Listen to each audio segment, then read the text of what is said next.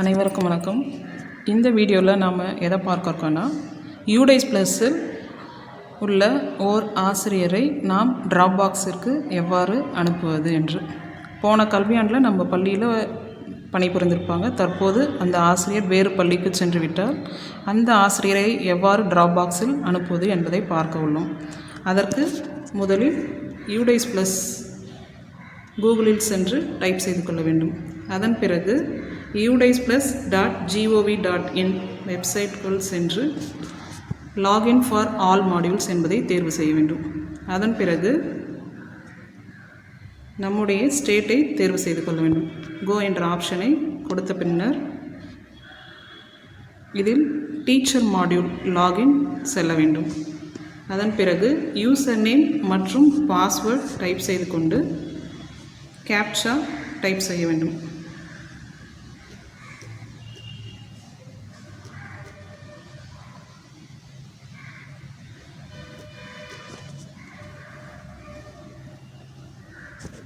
தற்பொழுது click here teaching நான் teaching அந்த ஆப்ஷனில் உள்ள கோ என்பதை தேர்வு செய்து கொள்ள வேண்டும்.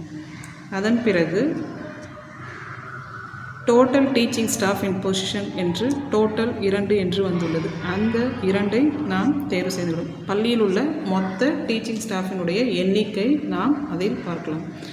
இதில் இந்த ஆசிரியரை நாம் பள்ளியிலிருந்து வெளியே அனுப்ப வேண்டும் என்றால் இதில் லெஃப்ட் ஸ்கூல் என்ற கடைசியாக ஸ்க்ரால் செய்யும்பொழுது லெஃப்ட் ஸ்கூல் என்ற ஆப்ஷன் ஒன்று உள்ளது. அதை தேர்வு செய்து செலக்ட் ரீசன் என்ற ஆப்ஷனை கொடுக்க வேண்டும்.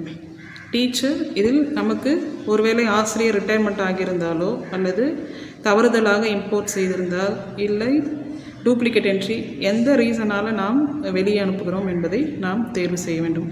அதன் பின்னர் ரிமார்க்ஸ் டைப் செய்ய வேண்டும். டீச்சர் லெஃப்ட் ஸ்கூல் எந்த தேதியில் ஆசிரியர் பள்ளியிலிருந்து விலகினார் என்பதை நாம் டைப் செய்ய வேண்டும். கொடுத்த பின்னர் லெஃப்ட் ஸ்கூல் என்ற ஆப்ஷனை கொடுத்த பிறகு இது போன்று நமக்கு ஒரு பாப்அப் மெசேஜ் வரும். அதில் கன்ஃபார்ம் என்பதை தேர்வு செய்த பின்னர் ஆசிரியர்களுடைய பெயர் வெளியே ட்ராப் பாக்ஸுக்கு அனுப்பப்பட்டுவிட்டது.